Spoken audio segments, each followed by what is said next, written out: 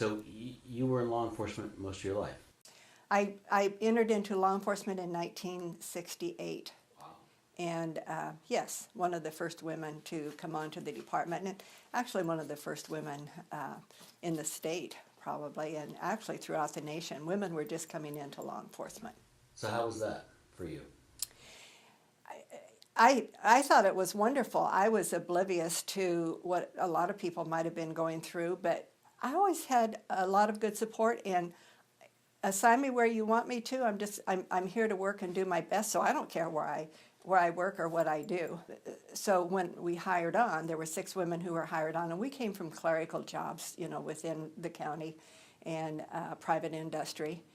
And his secretary was retiring, and they didn't have a replacement for her. And he said, "Oh, just bring in one of those female deputies." So they picked me, and so I went in and I served as his secretary. I didn't care.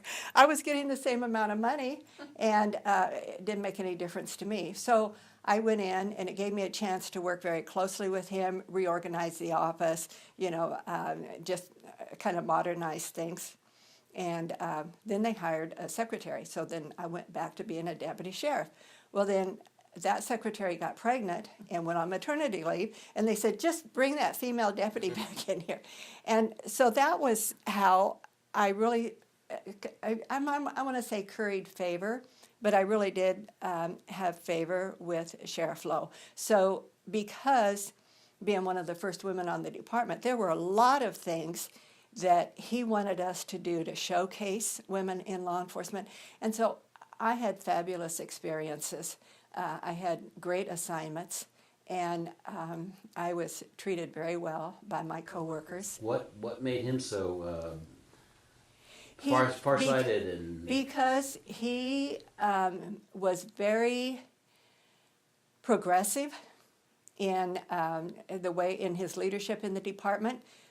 He wanted helicopters. He wanted mounted. He wanted everything to bring the department to make it a role model for other departments throughout the United States. And so in 1975, I came on in 68, 1975, he nominated me to go back to the FBI National Academy. I mean, it was unheard of. I was a deputy sheriff. Everybody back there were chiefs and undersheriffs.